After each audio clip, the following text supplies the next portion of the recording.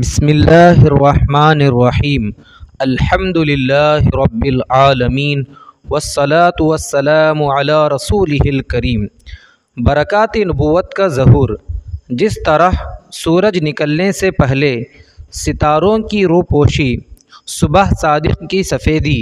شفق کی سرخی سورج نکلنے کی خوشخبری دینے لگتی ہے، اسی طرح جب آفتاب رسالت کے طلوع کا زمانہ قریب آ گیا تو اطراف عالم میں بہت سے ایسے عجیب واقعات اور خوارق عادات بطور علامات کے ظاہر ہونے لگے جو ساری کائنات کو جھنجھوڑ کر یہ بشارت دینے لگے کہ اب رسالت کا آفتاب اپنی پوری آب و تاب کے ساتھ طلوع ہونے والا ہے۔ چنانچہ اصحاب فیل کی ہلاکت کا واقعہ، ناگہاں باران رحمت سے سرزمین عرب کا سرسبز و شاداب ہو جانا اور برسوں کی خشک سالی دفع ہو کر پورے ملک میں خوشحالی کا دورہ ہو جانا، بتوں کا منہ کے بل گر جانا، فارس کے مجوسیوں کی 1000 سال سے جلائی ہوئی آگ کا ایک لمحے میں بجھ جانا، کسریٰ کے محل کا زلزلہ اور اس کے 14 کنگوروں کا منہدم ہو جانا، ہمدان اور قم کے درمیان 6 میل لمبے 6 میل چوڑے بحیرہ ساوا کا یکایک بالکل خشک ہو جانا، شام اور کوفہ کے درمیان وادی سماوا کی خشک ندی کا اچانک جاری ہو جانا، حضور صلی اللہ علیہ وآلہ وسلم کی والدہ کے بدن سے ایک ایسے نور کا نکلنا جس سے بصریٰ کے محل روشن ہو گئے۔ یہ سب واقعات اسی سلسلے کی کڑیاں ہیں جو حضور علیہ الصلاۃ والتسلیمات کی تشریف آوری سے پہلے ہی مبشرات بن کر عالم کائنات کو یہ خوشخبری دینے لگے کہ مبارک ہو وہ شہ پردے سے باہر آنے والا ہے، گدائی کو زمانہ جس کے در پر آنے والا ہے۔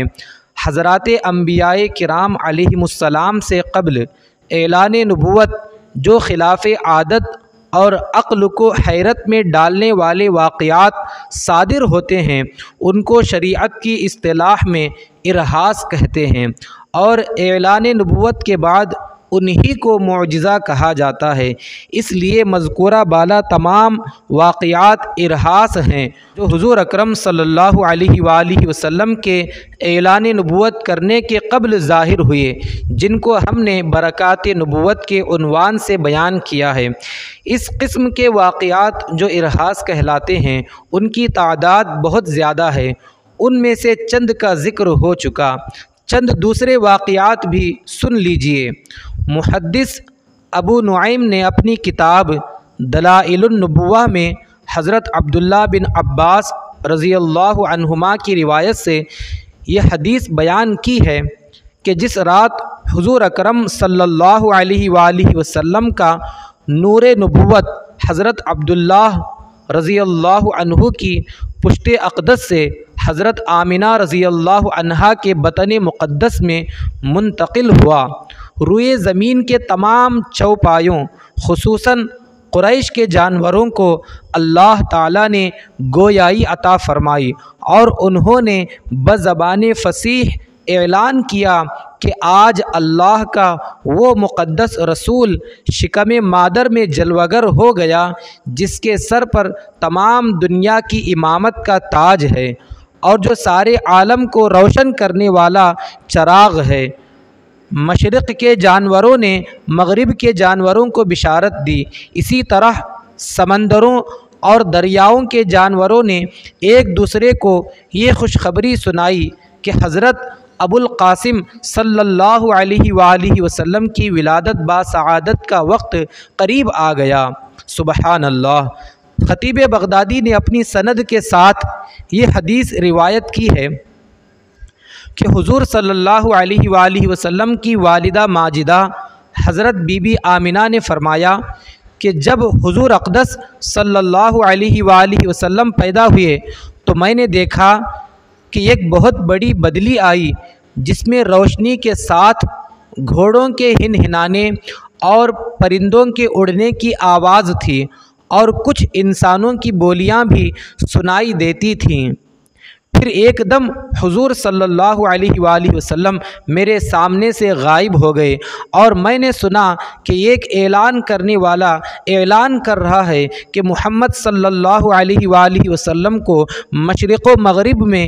گشت کراؤ اور ان کو سمندروں کی بھی سیر کراؤ، تاکہ تمام کائنات کو ان کا نام، ان کا حلیہ، ان کی صفت معلوم ہو جائے، اور ان کو تمام جاندار مخلوق یعنی جن و انس، ملائکہ اور چرندوں پرندوں کے سامنے پیش کرو، اور انہیں حضرت آدم علیہ السلام کی صورت، حضرت شیس علیہ السلام کی معرفت، حضرت نوح علیہ السلام کی شجاعت، حضرت ابراہیم علیہ السلام کی خلت، حضرت اسماعیل علیہ السلام کی زبان، حضرت اسحاق علیہ السلام کی رضا، حضرت صالح علیہ السلام کی فصاحت، حضرت لوط علیہ السلام کی حکمت، حضرت یعقوب علیہ السلام کی بشارت، حضرت موسیٰ علیہ السلام کی شدت، حضرت ایوب علیہ السلام کا صبر، حضرت یونس علیہ السلام کی طاعت، حضرت یوشع علیہ السلام کا جہاد، حضرت داؤد علیہ السلام کی آواز، حضرت دانیال علیہ السلام کی محبت،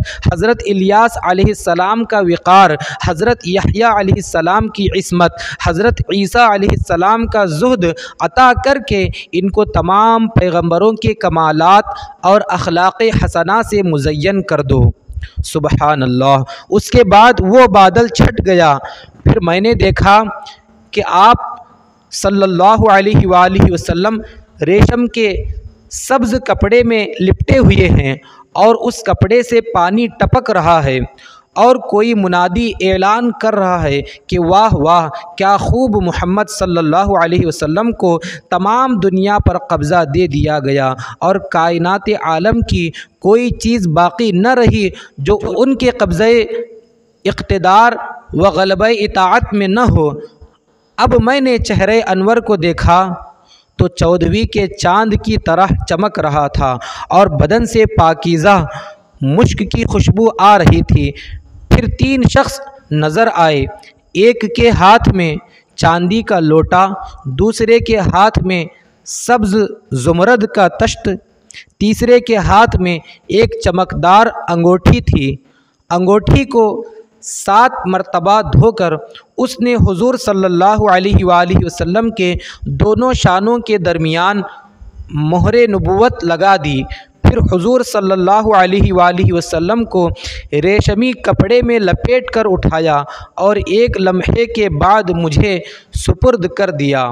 سبحان اللہ۔